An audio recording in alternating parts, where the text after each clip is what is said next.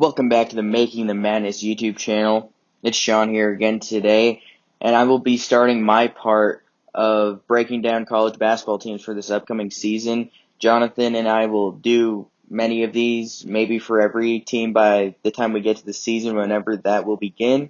But on my end, as a West Coast guy, Pac-12, let's go with Arizona State today. So we're going to start with Arizona State, who I have first in the Pac-12. That's why I'm beginning with them.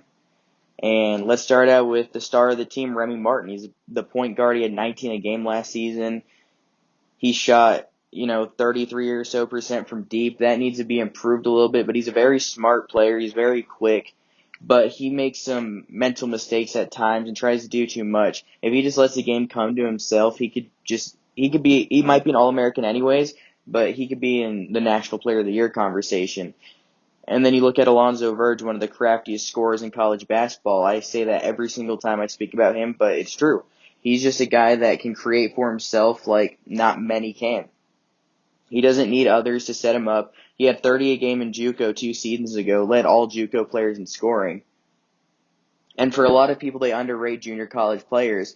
But for certain reasons, some just end up there, whether it's grades in high school, just want to mature more, maybe some have off-the-court issues. That wasn't the issue with Burge. But for many reasons, some guys end up at a junior college. That doesn't mean they're a bad player or couldn't play at a D1.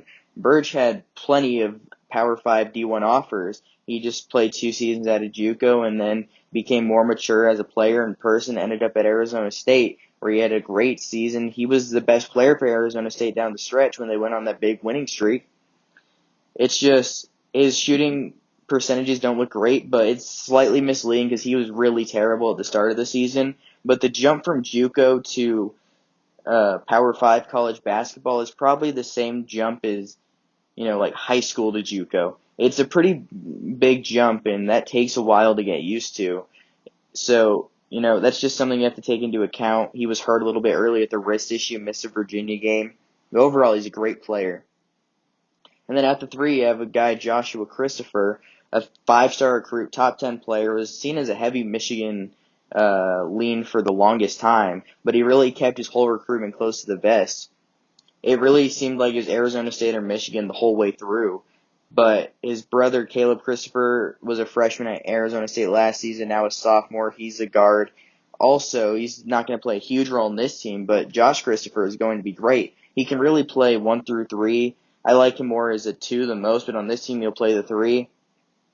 He's not an elite shooter, but he can knock down threes. But he's just a really strong athlete. He's a good defender, and he'll be really good for Arizona State this season. And at the 4 spot, you have 3 guys who will all play a lot of minutes. It's just going to be, I think overall, the one who will start at from the first tip of the season. I would guess Tayshaun Cherry's the starter, just because he's a junior. Bobby Hurley likes his defense, even though he fouls a lot. Nearly 4 fouls a game in less than 20 minutes a game. Fouls and injuries have been his huge issue. He fouls a lot. If he can tone that down, he can be a really good player. He was a top 50 recruit, top 5 Arizona State recruit of all time. He's just someone that's going to have to rely on his skills rather than trying to do too much. And confidence seems like it's an issue also. When he is on, he seems like he's really on. But when he's not, he cannot hit a shot at all. So he's just a guy that needs to work more and focus on the little things rather than the skills there, the physical attributes are there. That's not even a question. It's just focusing on being consistent and not trying to do too much. That can really make you an elite player. And then Kamani Lawrence, a senior, he hasn't really panned out to what he could have been. He's a 3/4 guy on the wing a little bit, but he's not a shooter. He could have been. A lot of people thought he might be a really good shooter. He just hasn't. He wasn't a good shooter last year.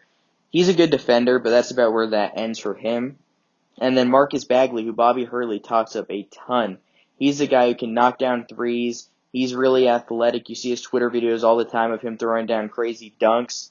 And then he's a really good defender. He's 6'8", can really play 2 through 4. His brother's Marvin Bagley on the Kings, former Duke player, and his grandfather, Joe Caldwell, went to Arizona State, and he has his number retired, and that his grandfather gets to watch him play college basketball for Arizona State. That's something that you dream of as a kid growing up. So that'll be huge for Marcus Bagley. And at the 5, you have Jalen Graham. He's a guy, he's 6'9", just over 200 pounds. He's a solid athlete. He's a really good defender. He had 5 blocks in the first game of the season against Colorado, the Pac-12 China game, and when Romello White was suspended for violation of team rules. Graham is a really good player. In Bobby Hurley's offense, he doesn't need the bigs to do too much. He just needs them to do enough on the offensive end and play good defense, and that's exactly what Graham's going to provide. Bobby Hurley said he bulked up this offseason, get a little stronger. He's going to be huge this season. I could see him easily filling the void of what Romello White left when he transferred to Ole Miss. I just think overall, talent-wise, that Graham is a better player than White. So I think he'll have a huge season. I don't think he'll be an all Pac-12 guy, but he could be most improved in the Pac-12 without a doubt. And on the bench, the depth of this team is great too. We've talked about the depth at the 4 spot, and you look at a guy like Jalen House, the son of Eddie House, longtime NBA player, won a championship with the Celtics, and he also played at Arizona State. Jalen House is a different player. He's an elite defender. He makes your life a nightmare if you're an offensive player. He's super quick. He hounds you. He does not let you get any breathing room on offense. It's going to be a tough matchup if you're playing against him. Offensively, he's just not there yet. He's kind of skinny too, but he just needs to develop as a scorer overall. He seemed like he lacked confidence at times too. If he can figure out scoring, he'll be a really good player, but even if he's not, that defense will carry him a little bit to playing 15 or so minutes a game. And then Chris Austin, who's a JUCO transfer, I interviewed him 3 or so months ago when he committed to Arizona State. That's on makingthemadness.com. You can find that there. He prides himself on defense. He's not much of an offense guy besides putting putbacks back or throwing down some lobs, maybe a couple lay-ins down low. But he is a defensive guy. That's what he told me he prides himself on. He wants to be an all Pac-12 defensive player, and he was a really good shot blocker at junior college. Lee College in Texas. He's just a very good defender, and there's a role for that in college basketball and for Arizona State. His only offer from any Division I college was from Arizona State. And then a guy that was their last signee, Pablo Dziuba, I think is how you say it. Dziuba maybe. It's one of those two. I don't know how to pronounce it, but he's a pretty talented young guy too. His defense, it isn't there yet, but it could be at some point. But he's a really good scorer. He's only 16 years old, from Ukraine. I mean, there's just a lot of development there. I don't know if he'll play a huge role this season, but for the future of Arizona State, he could be a huge player. And then you look at Holland Woods, the last player we'll really talk about here. I mean, he's a transfer from Portland State at 19 a game last season, and he had his waiver accepted to play this season. He went to Apollo High School in Phoenix, where Arizona State plays.